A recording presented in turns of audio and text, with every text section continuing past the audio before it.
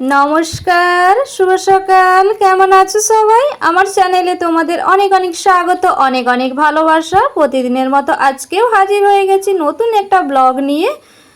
আর এখন ঘড়ির কাঁটায় বাজে 10টা। তো আজকে আমার ভিডিওটা 10টা থেকেই শুরু করলাম।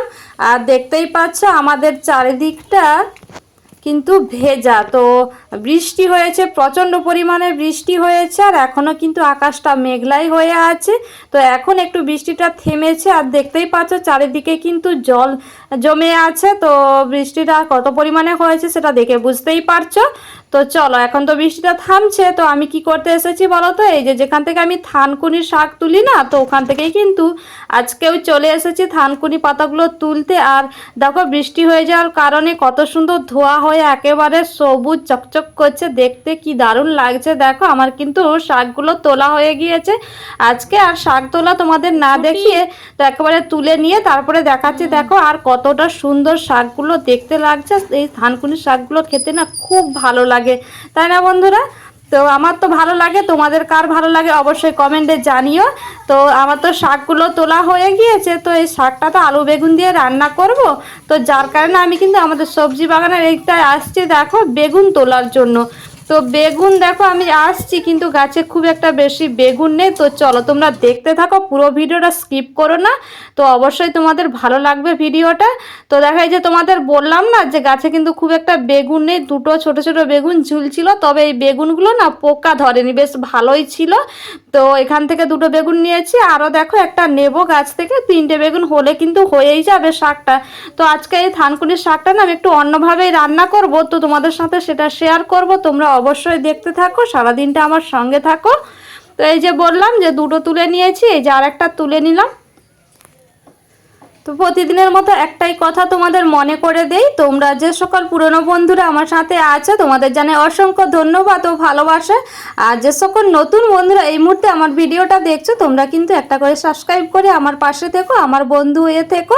আর তোমরা যদি তোমাদের চ্যানেল থেকে থাকে তো তোমরা অবশ্যই একটা সুন্দর কমেন্ট করে যেও। আমি তোমাদের কমেন্ট ধরে আমি কিন্তু তোমাদের পরিবারে গিয়ে তোমাকে বন্ধু করে আসবো, তোমার ভিডিও দেখবো।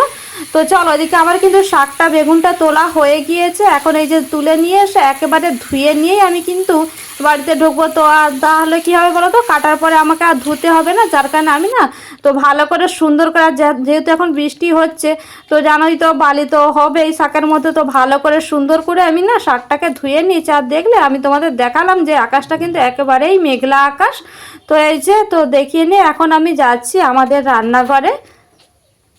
তা এই দিকের দরজাটা না আমাদের রান্নাঘরের এই দিকটার দরজাটা, দেখতেই পাচ্ছ চারিদিকটাই কিন্তু একেবারে জল জমে গিয়েছে। আর যেহেতু এক নাগাড়ে আজকে কত মাস ধরে বৃষ্টি হয়েই যাচ্ছে, তো যার কারণে কী হচ্ছে বলো তো, চারিদিকে কিন্তু একেবারে জল জমে জমে শ্যাওলা হয়ে গেছে, সবুজ মনে হচ্ছে দেখতে। আর দেখো চলে এসেছি আমি রান্নাঘরের ভেতরে। আর কি বলো তো, সকালের যে টিফিন করা হয়েছিল না তারই বাসনগুলো, এঁঠো বাসনগুলো ধোয়া হয়নি, পড়ে আছে। তো আমি ভাবলাম যে আমি শাক ডাকগুলো তুলে নিয়ে এসে তারপরে ধোবো বলে না ওগুলো ওভাবে রাখা আছে। আর আমি দেখো তোমাদের কি দেখালাম না, চালটা ভিজিয়ে রেখে গিয়েছিলাম। আর আমাদের না যে বাড়িতে যে আলু দিয়ে গেছে সকালে, সেটাও কিন্তু ওই গামলার মধ্যে রেখেছি, এখনও আলুর ঝুড়ির মধ্যে রাখা হয়নি। আর দেখো আমি কিন্তু শাক তুলতে যাওয়ার আগে না চিংড়ি মাছ নিয়েছিলাম। আমাদের পাড়াতে যে কাকিমাটা আসে ওনার কাছ থেকে চিংড়ি মাছ নিয়ে অফ ক্যামেরা মাছগুলোকে কেটে লবণ হলুদ মাখিয়ে রেখে দিয়েছি। তো চিংড়ি মাছের টক বানাবো বলে আমি দেখো তেঁতুলটা নিয়ে নিচ্ছি। আর এই তেঁতুলটা জানো তো, আমার যে আগে তেঁতুলটা ছিল ওটা শেষ হয়ে গেছে, এটা আবারও কিনেছি। তো 1 কিলো তেঁতুল কিনেছি 100 টাকা করে। তো 100 টাকা দিয়ে আমি কিন্তু 1 কিলো তেঁতুল কিনে নিয়েছি। আর তেঁতুলটা এই কারণে কিনেছি, তোমাদের দাদাভাই না টক খেতে খুবই পছন্দ করে। তো যার কারণে আমি কিন্তু তেঁতুলটা শেষ হয়ে গেছে বলে না আবারও কিনে নিয়েছি। আর দেখো তেঁতুলটাকে আমি ভিজে নিচ্ছি। প্রথমে একবার জল দিয়ে ধুয়ে ফেলে দিলাম জলটাকে, তারপরে দেখো জল দিয়ে তেঁতুলটা আমি ভিজে দিলাম। আর এইদিকে না কড়াইটা আমি বসিয়ে দিয়েছি, গ্যাসের মধ্যে রান্নাটা বসিয়ে দিয়েছি। তো প্রথমে চিংড়ি মাছগুলো আমি ভেজে নেব, আর এদিকে তেঁতুলটা ভিজতে ভিজতে আমার কিন্তু আর অন্যান্য রান্নাগুলো করবেও, তারপরে কিন্তু আমি টকটা বানাবো। তো যার কারণে দেখো আমি কিন্তু এই যে ভেজে নিচ্ছি, চিংড়ি মাছগুলোকে দিয়ে দিচ্ছি, চিংড়ি মাছগুলো ভাজাও হবে আর ওইদিকে তেঁতুলটাও আমার ভিজতে থাকবে। তো ওইদিকে আমার মাছটা ভাজা হতে থাক, এইদিকে গ্যাসটায় আমি কিন্তু ওইদিকে ওভেনটা জ্বালিয়ে ভাতের হাঁড়িটাও বসিয়ে দিই। আর চালটা যেহেতু আমার ভেজানোই আছে, তো আমার তো ভাতটা হতে খুব একটা বেশি টাইম লাগবে না। আর জানো তো আমি সব সময় রান্না করার আগে চালটা ভিজিয়ে রাখি, আর হচ্ছে গিয়ে জলটা গরম করে তারপরে কিন্তু আমি চালটা দিই। তো হাঁড়িতে জলটা দিয়ে জলটা গরম হয়ে গেলে তারপরে চালটা দিই।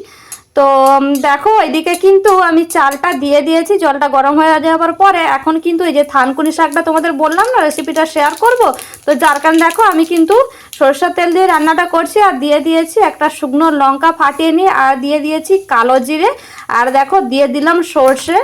তো গোটা সর্ষে দিয়ে আমি কিন্তু এই ফোড়নগুলো দিয়েই কিন্তু ভাজা হয়ে যাওয়া পর্যন্ত অপেক্ষা করো। আর সর্ষেগুলো দেখো দেওয়া মাত্রই দেখো আমার কিন্তু চারিদিকে চিট করছে, যার কারণে আমি খুন্তিটা গাড়া করে দিলাম, আড়াল করে দিয়ে এখন দেখো দিয়ে দিচ্ছি। দেখো ফোড়নগুলো আমার ভাজা হয়ে গিয়েছে। এখন আলু বেগুনটা যে গুটি গুটি করে কেটে রেখেছিলাম, তো আলু বেগুনটা দিয়ে সুন্দর করে আমি কিন্তু নাড়াচাড়া করে নিয়ে ঢাকা দিয়ে দেবো। আর ঢাকা দিয়ে আমি কিন্তু সুন্দর করে আলু বেগুনটাকে এখানেই কিন্তু অর্ধেক সেদ্ধ হয়ে যাওয়া পর্যন্ত ভেজে নেব। তো এই যে দেখো ঢাকনাটা খুলে নিয়েছে, আর দেখো আমার কিন্তু আলু বেগুনটা বেশ সুন্দর করে ভাজা হয়ে গিয়েছে, আর সেটা তোমরা দেখতেই পাচ্ছ একেবারে লাল লাল করে ভাজা হয়ে গিয়েছে। তো এখন কিন্তু আমি দিয়ে দিচ্ছি দেখো থানকুনির শাকগুলো, আর শাকগুলোকে আমি না একটু কেটে নিয়েছিলাম, তো শাকগুলোই দেখো আমি দিয়ে দিচ্ছি। আর শাকগুলোকে দিয়েও আমি কিন্তু নাড়াচাড়া করে নেব। তবে আমি এখনো পর্যন্ত দেখো লবণটা দিইনি, তো লবণটা আমি দিয়ে দেব। তো শাকটা প্রথমে দিয়ে না নাড়াচাড়া করে নিচ্ছি, তারপরে কিন্তু আমি লবণটা দেবো। আর লবণটা দিলে না এত শাকটা তো একেবারে দেখো তেলের মধ্যে দেওয়ার মাত্রা অনেকটাই কমে গিয়েছে, আর লবণটা দিলে আরও শাকটা কমে যাবে। তো এই যে দেখো এখন কিন্তু দিয়ে দিচ্ছি আমি পরিমাণ মতো লবণটা। আর বন্ধুরা তোমরা এই থানকুনির শাকটা যদি পেয়ে থাকো আমার মতো এইভাবে একবার রান্না করে দেখো, খেতে খুবই ভালো হয়। তো চলো এদিকে আমি দেখো লবণটা দিয়ে আমি কিন্তু আবার একটু নাড়াচাড়া করে নিচ্ছি। আর এই যে তোমাদের বললাম না লবণ দেওয়ার পর শাকটা আরও কমে যাবে, তো দেখতেই পাচ্ছ কিন্তু। তো দেখো এখন দিয়ে দিলাম হলুদের গুঁড়ো। তো হলুদের গুঁড়ো দিয়ে আর দিয়ে দিলাম জিরের গুঁড়ো। তো আমি কিন্তু আর অন্য কিছুই দেব না, এই জিরের গুঁড়ো দিয়েই কিন্তু আজকে থানকুনির শাকটা রান্না করছি। আর ওই যে ফোড়নে দিয়েছি তো শুকনো লঙ্কা, কালো জিরে আর গোটা সর্ষে, এই দিয়েই কিন্তু আজকে রান্নাটা করছি থানকুনির শাকটা। তো দেখো জিরের গুঁড়োটা দিয়ে হলুদ গুঁড়ো জিরের গুঁড়োটা দিয়ে আমার নাড়াচাড়া করা হয়ে গেছে। এখন এই যে পরিমাণ মতো জলটা দিয়ে দিলাম, তো জলটা দিয়ে আমি কিন্তু ঢেকে দেব। তো ঢেকে দিয়ে ওটা কিন্তু সেদ্ধ হওয়া পর্যন্ত আমি কিন্তু অপেক্ষা করতে থাকবো।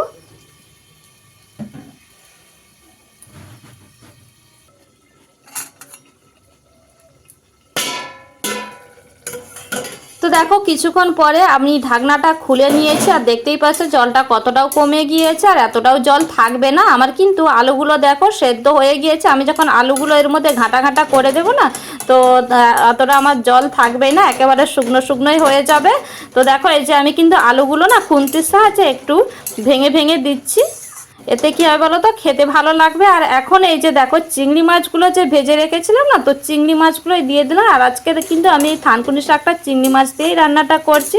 তো চিংড়ি মাছটা দিয়েও আমি কিন্তু ভালো করে শাকের সাথে মিশিয়ে নিয়ে কিছুটা সময় দিয়ে নাড়াচাড়া করে নিয়ে আমি কিন্তু নামিয়ে নেব। তো আমার কিন্তু এভাবেই কিন্তু রান্নাটা একেবারে রেডি হয়ে গিয়েছে। আর দেখতেই পাচ্ছ একেবারে শুকনো হয়ে গিয়েছে। এই যে আমি এখন নামিয়ে নিলাম শাকটা। তো চলো নামিয়ে নিয়ে তোমাদের দেখাচ্ছি যে কতটা সুন্দর দেখতে হয়েছিল, আর খেতেও হয়েছিল খুবই সুন্দর। ওই যে বললাম তোমরা অবশ্যই একবার ট্রাই করে দেখো। এই যে দেখতে পাচ্ছ কতটা সুন্দর হয়েছে, একেবারেই কিন্তু শুকনো হয়ে গিয়েছে। তো দেখতে কতটা ভালো লাগছে তোমরা অবশ্যই কমেন্টে জানিও যে আমার আজকের এই চিংড়ি মাছ দিয়ে থানকুনি শাকের রেসিপিটা তোমাদের কেমন লাগলো। তো চলো এক ঝলক তোমাদের দেখিয়ে দিই আজকে কি কি রান্না করেছি। এই যে দেখো আজকে করেছি চিংড়ি মাছ দিয়ে থানকুনি শাক, আর হয়েছে চিংড়ি মাছের টক, আর এই যে আছে এখানে ওল সেদ্ধ, ওলের সাথে একটা আলুও দিয়েছি, আর হয়েছে আলু ভাজা।